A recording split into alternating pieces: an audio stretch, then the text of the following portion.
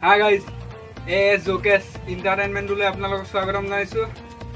আজি আমাৰ এই ষ্টুডিঅ'ত জেকেদাৰ উপস্থিত হৈছে।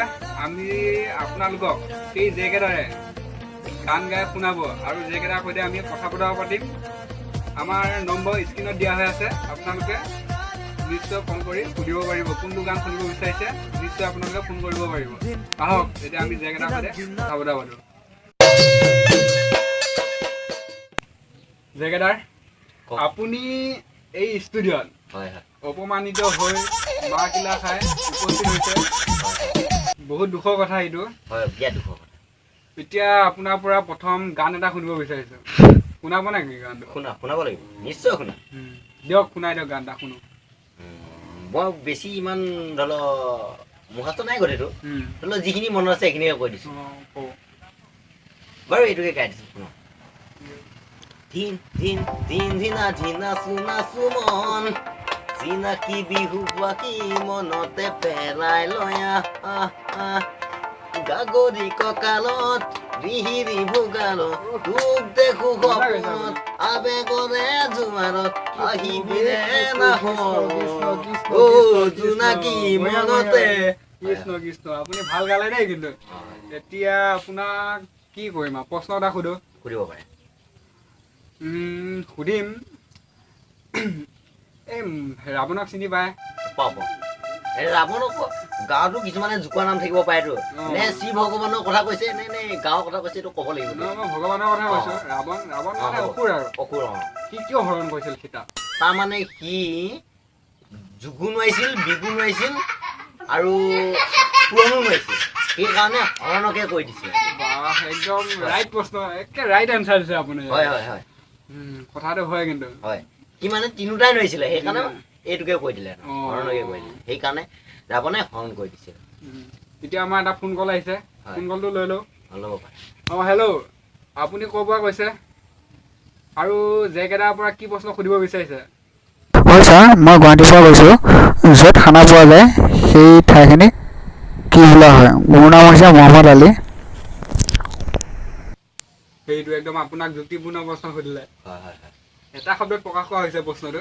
মানে সুধিছে কি, য'ত খানা পোৱা যায় সেই ঠাইখিনি কি বোলা হয়? আচলতে মানে য'ত খানা পোৱা যায় সেই ঠাইডোখৰ পায়খানা বুলিয়ে জনা। একে ৰাইট প্ৰশ্ন দেখিছে। আপোনালোকে যদি এনেকুৱা প্ৰশ্ন আৰু সুধিব বিচাৰিছে সুধিব পাৰে। কল কৰক। হয়, আৰু গান শুনিব বিচাৰিছে যদি কল কৰক। এতিয়া আপোনাৰ পৰা মই এটা গান শুনিম। আপুনি বোলে কবিতাও লিখিছিলে? হয়, লিখিছিলে। সৰুতে লিখিছিলোঁ, অৰ্থাৎ 7-8তে মই লিখিছিলোঁ। এতিয়া নেলেখা হ'লো। এতিয়া গান চান গাই থাকোঁ আৰু ঘৰতে এনেই বেকাৰ। কবিতাটো এতিয়া কি শুনাব নেকি? শুনাম, চিঞৰ শুনাম। শুনক, গাইছোঁ দেই। শুৱনি আমাৰ গাঁওখনিতি চোলাই মদৰে ভৰা, আগফালেদি পুলিচ লাগিছে, পিছফালেদি পলা। মানে কি প্ৰশ্নটো? মোক মানে কি বন্ধু এজনে এদিন মেছেজ কৰি সুধিছিলে, মই নেজানিলো। এতিয়া আপুনি যেনে এজন বিখ্যাত জেকেদাৰ মানে, তাতে আকৌ তুমি চৰি আপুনি গানো গায়, হয় নে? এতিয়া প্ৰশ্নটো সুধোৱা পাৰিব এইটো আপুনি? মানে কি ঘড়ী পিন্ধা মানুহক কি বোলা হয়? ঘৰিয়াল বুলি কয়। ঘৰিয়াল বুলিয়ে জনা। হয় নেকি? নহ'লে মই তাক কৈ দিব। শুনিছে? হয়, ঘড়ী পিন্ধা মানুহক কি বুলি কয়? ঘৰিয়াল বুলি কয়। স্বয়ং জেকেদাৰে কৈছে। হেল্ল', ক'ৰ পৰা কৈছে আপুনি? মই গোৱালপাৰাৰ পৰা কৈছোঁ। মোৰ কাৰণে জেকেদাৰ গান এটা শুনিব বিচাৰিছোঁ। আপোনাৰ পৰা এটা কি মানে গান এটা শুনিব বিচাৰিছে? গানটো শুনাৰ আগতে মই এই প্ৰশ্নটো সুধিব পাহৰি গ'লো। আপোনাক যে মোৰ বন্ধুজনে সুধিছিল যে কি ঘড়ী পিন্ধা মানুহক আপুনি ক'লে ঘৰিয়াল। এতিয়া ঘৰিয়াল যেনিবা, এতিয়া ঘড়ী নিপিন্ধা মানুহক কি বুলি কয়? ঘড়ী নিপিন্ধা মানুহক অঘৰী বুলি কয়। অঘৰী বুলি? হয়, ঘড়ী নিপিন্ধা মানুহ অঘৰী বুলি কয়। স্বয়ং জেকেদাৰে কৈছে, শুনিছে। এতিয়া আপুনি গানটো শুনাই দিয়ক। গানটো গাইছোঁ মই শুনা। হুমায়ুঙৰে বেশ কি সুৰ! বুঢ়া কালৰ তেজ, বুঢ়া কালত যাদু কৰি চুঙাত ভৰাই দে। কৃষ্ণ কৃষ্ণ কৃষ্ণ। মানে কি যি কণ্ঠ, মানে নীলকণ্ঠ। আমাৰ ষ্টুডিঅ'ৰ বাহিৰত গৰু ছাগলীকেইটা বান্ধি থৈ দিছে, নহ'লে আকৌ আপোনাৰ কণ্ঠ শুনি আলে দৌৰ মাৰিব। জেকেদাৰ আপুনি ভাল গান গালে দেই কিন্তু হয় হয় গৰু ছাগলীকেইটা বাৰু বান্ধি থৈ আহিলোঁ মই ৰখিব হা মেছেজ এটা আহিছে মই মেছেজটো পঢ়িছোঁ দেই শুনিব আজিকালি ছোৱালীবিলাকে ল'ৰাক কিয় প্ৰপ'জ প্ৰথমতে নকৰে একদম বেলেগ প্ৰশ্ন সুধিলে আপোনাক এইটো এইটো কিন্তু যুক্তিপূৰ্ণ কথাই প্ৰশ্নই সুধিছে এইটো প্ৰশ্নৰ উত্তৰ দিব লগা হ'লে ৰামায়ণলৈ যাব লাগিব ৰামায়ণলৈ যাব লাগিব আপুনিতো জানেই তুমিতো জানাই ৰামায়ণত লক্ষ্মণে কেনেকৈ সুপনেখাক দিছতো মই জানো শুনিছেই চাগে মই জানো সেইকাৰণে আজিকালি ছোৱালীয়ে ল'ৰাক প্ৰপ'জ দিবলৈ ভয় কৰে মানে। ভয় কৰে কাটি দিয়ে আকৌ। একদম ৰাইট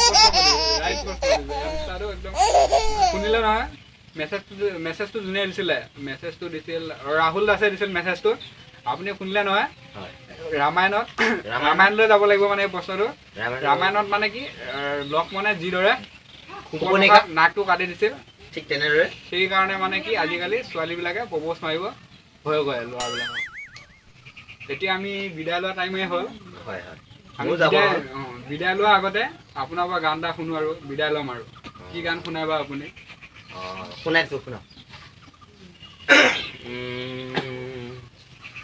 নীল আকাশৰ গান এটাকে গাই দিছো মই বঢ়িয়াকে হিট গান এটা এই গান বিয়ালে গৈছিলো মই এজনী দেখিলো নম্বৰটো লৈ হেনো সুধিয়ে পেলালো ঐ তাৰপিছত নম্বৰটো লৈ কেনি ঐ ফোনতে লাগিলো টাৱাৰ গণ্ডগোলত ঐ মোবাইল ভাঙি দিলো ঐ সেইজনী নাপালো মোবাইলো গুচি গ'ল সেইকাৰণে মন বেয়া